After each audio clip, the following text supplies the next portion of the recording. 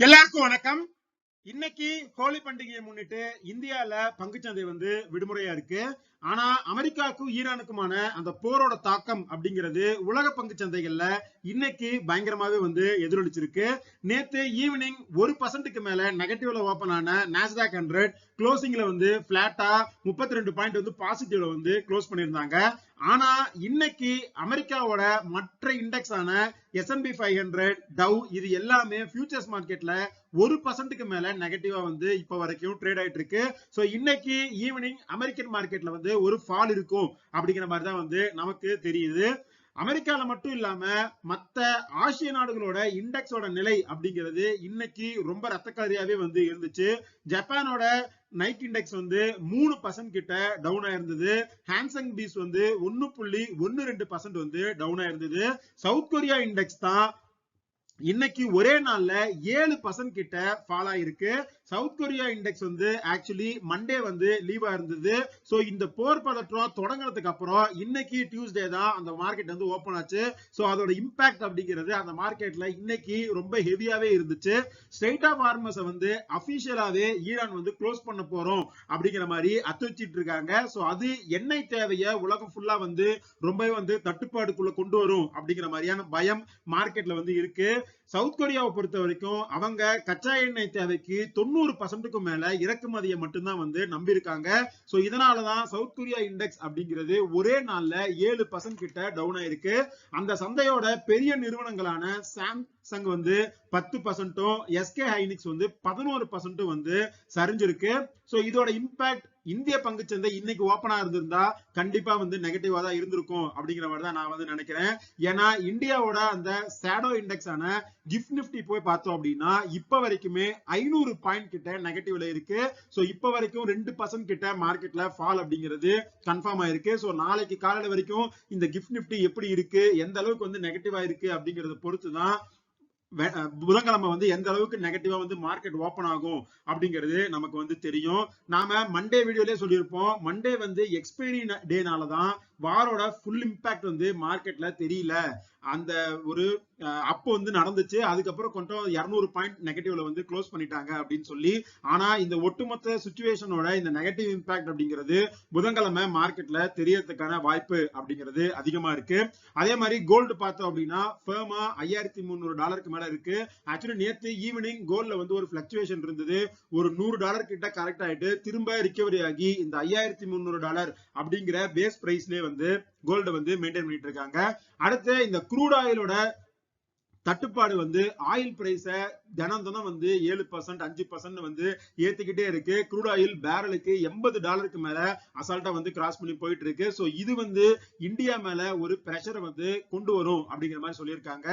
ஏன்னா Q3ல இந்தியாவோட இந்த கரண்ட் அக்கௌண்ட் டெபிசிட் அப்படின்னு பார்த்தோம்னா அது வைடன் ஆயிருக்கு. $13.2 பில்லியன் நம்மளோட கரண்ட் அக்கௌண்ட் டெபிசிட் இருந்திருக்கு Q3லயே.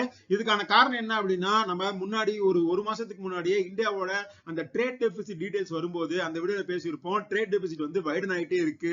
நாம இம்போர்ட் நம்ம இன்க்ரீஸ் பண்ணிட்டே இருக்கோம். அதுக்கு முக்கியமான காரணம் பார்த்தோம் அப்படின்னா க்ரூட் ஆயில் இம்போர்ட், கோல்டு நம்ம இம்போர்ட் பண்றோம், ஃபெர்டிலைசர்ஸ் இம்போர்ட் பண்றோம். சோ இந்த இம்போர்ட்ஸ் எல்லாமே ரொம்ப அதிகமா இருக்கிறதுனால இந்தியாவோட ட்ரேட் டெபிசிட் அப்படிங்கிறது வைடன் ஆயிட்டே இருக்கு அப்படின்னு சொல்லி. சோ இந்த ட்ரேட் டெபிசிட் வைடன் ஆகுறது அப்படிங்கிறது இந்த ஆயில் பிரைஸ் இன்க்ரீஸ் ஆனதுக்கு அப்புறம் கண்டிப்பா இன்னும் இது மேல பிரஷர் போடும். சோ ட்ரேட் டெபிசிட் வைடன் ஆச்சு அப்படின்னா அது ரூபா மேல பிரஷர் ரொம்ப அதிகமா மவுண்ட் பண்றதுக்கான வாய்ப்பு அப்படிங்கிறது இருக்கு. ஆல்ரெடி இந்த இஷ்யூ ஆரம்பிச்சதுக்கு அப்புறம் ரூபா அப்படிங்கிறது ஒரு மாசம் லோக்கு வந்துருச்சு. 92 ரூபாய் திரும்ப கிராஸ் பண்ணி 92.09 அப்படிங்கிற லெவல்ல அமெரிக்க டாலருக்கு எதிராக ரூபா அப்படிங்கிறது இருக்கு. சோ இந்த க்ரூட் ஆயில் சப்ளைல ஒரு ப்ரொலாங் பிரஷர் இருந்துச்சு அப்படின்னா அது இந்த கரண்ட் அக்கௌண்ட் டெபிசிட்ல ஒரு இன்க்ரீஸ்ல கொண்டு வரதுக்கான வாய்ப்பு இருக்கு.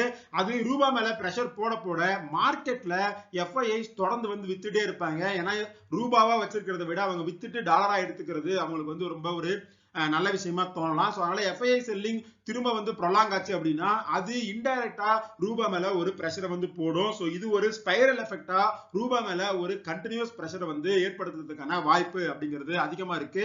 ட்ரம்ப் என்ன சொல்லியிருக்காரு அப்படின்னா இந்த வெஸ்ட் சைட்ல நடக்கிற இந்த வார் அப்படிங்கிறது 4ல இருந்து 5 வாரம் கண்டினியூ ஆகும் அப்படிங்கிற மாதிரி சொல்லியிருக்காரு.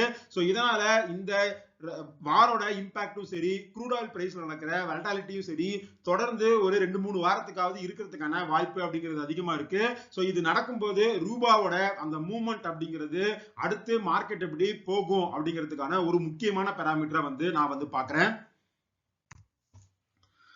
அடுத்து வெட்னஸ்டே இந்த மாதிரி மார்க்கெட் வந்து ஃபால் ஆச்சு அப்படின்னா அதுல நான் எந்தெந்த பங்குகளை வந்து ஃபாலோ பண்ண போறேன் அப்படிங்கறது தான் இப்ப நம்ம பார்க்க போறோம். ஃபர்ஸ்ட் பெட்ரோநெட் எல்என்ஜி அப்புறம் கெயில் இது ரெண்டுமே வெட்னஸ்டே மார்க்கெட்ல கொஞ்சம் நல்லாவே கரெக்டா இருக்கிறதுக்கான வாய்ப்பு அப்படிங்கிறது அதிகமா இருக்கு. அதுக்கான காரணம் என்ன அப்படின்னா கொத்தார் எனர்ஜி வந்து என்ன சொல்லியிருக்காங்க அப்படின்னா ஈரானோட அந்த ட்ரோன் தாக்குதலை தொடர்ந்து எல்என்ஜி ப்ரொடக்ஷனே வந்து தற்காலிகமா 2 பெரிய ஃபேக்டரியில நிறுத்தி வைக்கிறோம் அப்படிங்கிற மாதிரியே சொல்லியிருக்காங்க. உலகத்திலேயே இந்த கொத்தார் எனர்ஜி தான் வந்து எல்என்ஜி எக்ஸ்போர்ட்ஸ்ல ஒரு பெரிய கம்பெனி. சோ இந்த நியூஸ்னால ஆல்ரெடி யூரோப்பியன் மார்க்கெட்ல எல்என்ஜி பிரைசஸ் அப்படிங்கிறது ஒரே நாள்ல 50ல இருந்து 54% வரைக்கும் இன்க்ரீஸ் ஆயிருக்கு. சோ இது வந்து எந்த அளவு பெரிய இன்க்ரீஸ் அப்படிங்கறத பாருங்க. சோ யூரோப்பியன் மார்க்கெட்ல இந்த மாதிரியான இந்த எல்என்ஜி பிரைஸ் இன்க்ரீஸ் அப்படிங்கிறது இந்தியாலையுமே பெட்ரோநெட் எல்என்ஜி, கெயில் இந்த மாதிரியான கம்பெனி மேல பிரஷர் போறதுக்கான வாய்ப்பு அப்படிங்கிறது அதிகமா இருக்கு. ஏன்னா இந்த 2 கம்பெனிஸ்மே இந்த கொத்தார் எனர்ஜி கூட வந்து அக்ரிமெண்ட் போட்டு அங்க இருந்து தான் வந்து ஆயில் வாங்கிட்டு இருக்காங்க. சோ இந்த சப்ளை சைடு வந்து ஒரு தடுமாற்றம் நடந்துச்சு அப்படின்னா இவங்க இதை விட அதிகமான விலை கொடுத்து வேற இடத்துல வந்து இந்த எல்என்ஜியை வாங்க வேண்டிய தேவை அப்படிங்கிறது வரும். சோ இது இந்த ஷேர் மேல பிரஷரை வந்து போறதுக்கான வாய்ப்பு இருக்கு. சோ வெட்னஸ்டே இந்த 2 ஷேரும் கரெக்ட் ஆச்சு அப்படின்னா இந்த ஷேர்ல ஒரு ஆப்பர்ச்சுனிட்டி ஓப்பன் ஆச்சு அப்படின்னா நான் வந்து கன்சிடர் பண்ணலாம் அப்படிங்கிற மாதிரி வந்து செக் பண்ணி வச்சிருக்கேன். இன்னைக்கு பினான்சியல் எக்ஸ்பிரஸ்ல வந்து அந்த ஆர்டிகல் என்ன சொல்லியிருக்காங்க அப்படின்னா ஓவராலா பெட்ரோநெட் எல்என்ஜியோட அவுட்லுக் அப்படிங்கிறது லாங் டேர்மா கொஞ்சம் நல்லா இருக்கு அப்படிங்கிற மாதிரி சொல்லியிருக்காங்க.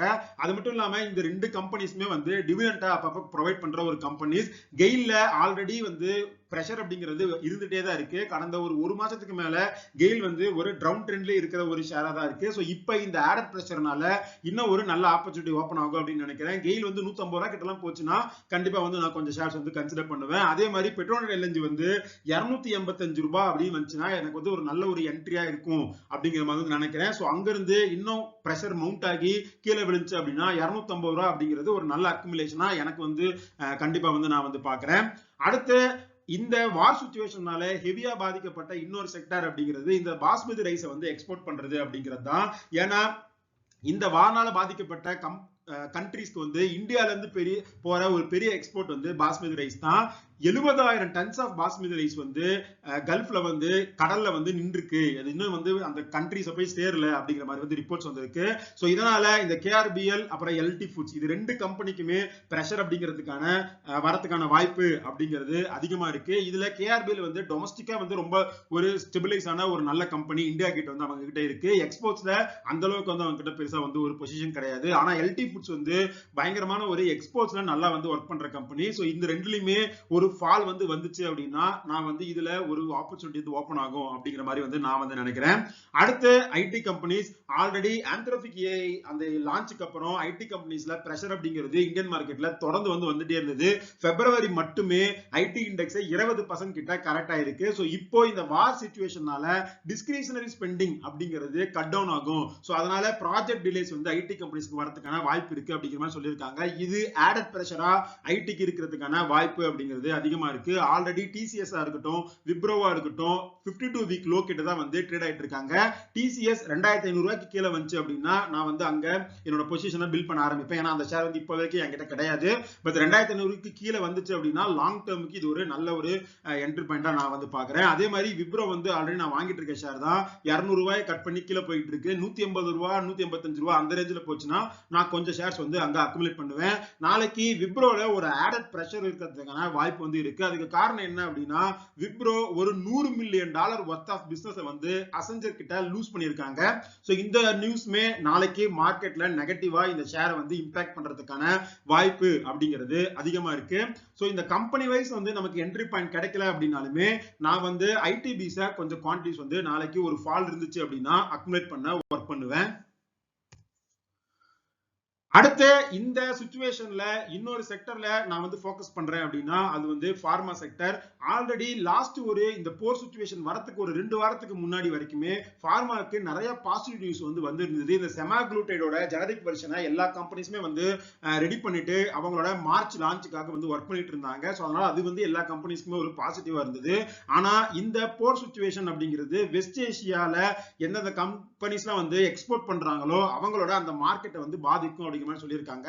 அது மட்டும் இல்லாம ஓவராலாவே இந்த செக்டார்ல இன்புட் காஸ்ட் வந்து இன்க்ரீஸ் ஆகிறதுக்கான வாய்ப்பு அப்படிங்கிறதும் அதிகமா இருக்கு. இந்த வெஸ்ட் ஏசியா செக்மெண்ட்ல ஒட்டுமொத்தமா இந்தியன் ஃபார்மா எக்ஸ்போர்ட்ஸ் அப்படிங்கிறது $1 பில்லியன் கீழே தான் இருக்கு.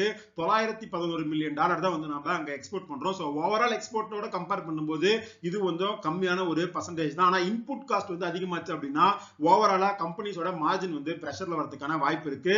இதுல நான் ஃபாலோ பண்ணிட்டு இருக்க ஷேர் அப்படின்னு பார்த்தோம்னா முன்னாடி வீடியோஸ்ல டிஸ்கஸ் பண்ண மாதிரி சிப்லா வந்து $1300 கீழே வந்துச்சு அப்படின்னா கண்டிப்பா வந்து நான் வந்து கொஞ்சம் குவான்டிட்டிஸ் வந்து டைம் கிடைக்கும்போது வந்து அக்குமுலேட் பண்ணுவேன். அடுத்து ஜைடஸ், ஏன்னா ஜைடஸ் வந்து நாம நிறைய வீடியோஸ்ல பார்த்திருக்கோம். யுஎஸ் எஃப்டிஏ கிட்ட அடுத்தடுத்து வந்து அவங்க அப்ரூவல்ஸ் வந்து வின் பண்ணிட்டே இருக்காங்க. சோ அதுவுமே $900 கீழே வந்துச்சு அப்படின்னா கண்டிப்பா வந்து ஒரு நல்ல ஆப்பர்ச்சுனிட்டியா இருக்கும் அப்படின்னு நான் பாக்குறேன். டாக்டர் ரெட்டி இது கொஞ்சம் ஏறிடுச்சு, $1300 கிட்ட இருக்கு.